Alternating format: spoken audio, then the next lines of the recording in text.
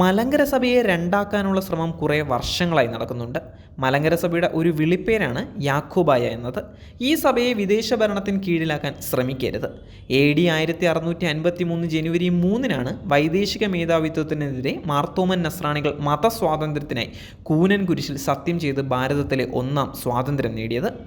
മലങ്കര സഭ തർക്ക വിഷയത്തിൽ സമാധാനം ഉറപ്പാക്കാൻ വിട്ടുവീഴ്ചയ്ക്ക് ഒരുക്കമാണെന്ന് ഓർത്തഡോക്സ് സഭ പരമാധ്യക്ഷൻ പരിശുദ്ധ ബെസേലിയോസ് മാർത്തോമ മാത്യൂസ് തൃതീയൻ കാതോലിക്ക ബാവ പറഞ്ഞതിനെ പുറങ്കാലുകൊണ്ട് തട്ടിത്തെറിപ്പിച്ചത് കേരളത്തിലെ ജനങ്ങൾ കണ്ടുകൊണ്ടിരിക്കുകയാണ്.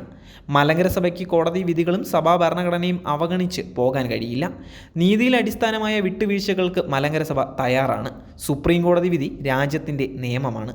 കോടതി വിധികൾക്ക് വിപരീതമായി പ്രവർത്തിക്കാൻ പറ്റില്ലെന്ന് കാതോലിക്ക ബാവ പറഞ്ഞു. സുപ്രീം കോടതി വിധി അംഗീകരിച്ചാൽ ഉചിതമായ വിട്ടുവീഴ്ചകൾക്ക് സഭ തയ്യാറാണ്.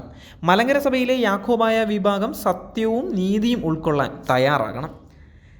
മനോഹര മുദ്രാവാക്യങ്ങളൊന്നും ഗുണം ചെയ്യില്ല. സ്നേഹത്തിൻ്റെ വഴിയാണ് രക്ഷപ്പെടാനുള്ള വഴി.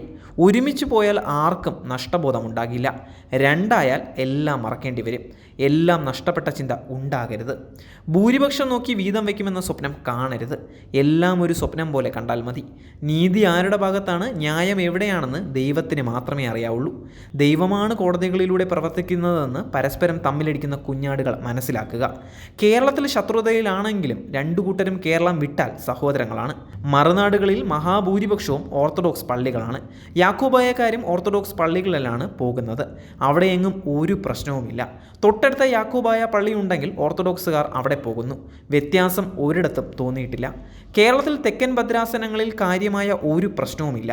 കൊട്ടാരക്കര, പുനലൂർ, കൊല്ലം, അടൂർ, കടമ്പനാട്, പത്തനംതിട്ട, തുമ്പമൺ, തിരുവനന്തപുരം തുടങ്ങിയ സ്ഥലങ്ങളിൽ യാതൊരു പ്രശ്നവുമില്ല. അവിടെയൊക്കെ യാക്കോബായക്കാർ വിരളമാണ്. 90% പള്ളികളും ഓർത്തഡോക്സ് പള്ളികളാണ്. രണ്ട് വിഭാഗത്തിലെയും ബഹുഭൂരിപക്ഷം വൈദികരും മെത്രാന്മാരും നല്ല സഹകരണത്തിലുമാണ്. രണ്ടു വിഭാഗത്തിലെയും പ്രായമുള്ള വൈദികർ കണ്ടുമുട്ടിയാൽ കുശലാന്വേഷണം നടത്താതെ അവർ പോകാറുമില്ല.